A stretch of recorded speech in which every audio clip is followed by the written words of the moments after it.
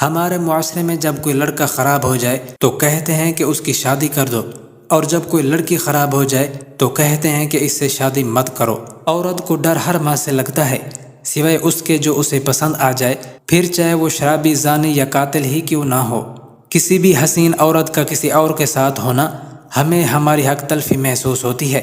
وفادار مرد کا ساتھ ہو تو پھر دنیا کی کوئی طاقت عورت کو نہیں رلا سکتی۔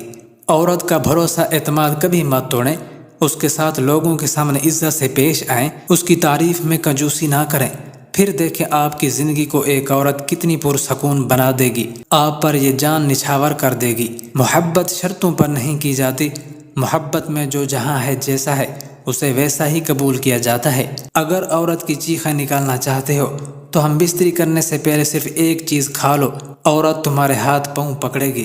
3 عدد لونگ، آدھی چمچ سونف، 5 عدد بادام باریک پیس کر دودھ کے ساتھ کھا لیں۔ عورت ایسا مرد چاہتی ہے جس کا مستقبل اچھا ہو، مرد ایسی عورت چاہتا ہے جس کا ماضی اچھا ہو۔ گھٹیا موسیقی، بدذائقہ تمباکو اور مسلسل بولتی عورت ناقابل برداشت ہوتی ہے۔ مرد اس روئے زمین پر اللہ کا نائب ہے، باقی سب اس کی خدمت خاطر کے لیے بنایا گیا ہے۔ ان میں سب سے حسین چیز عورت ہے۔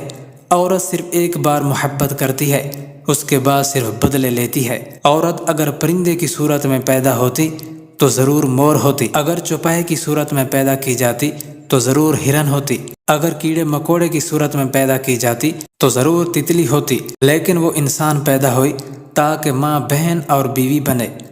عورت اتنی بڑی اشرف المخلوقات میں سے ہے، اس حد تک نازک مزاج ہے کہ ایک پھول اسے راضی اور خوش کر دیتا ہے اور ایک لفظ اسے مار دیتا ہے۔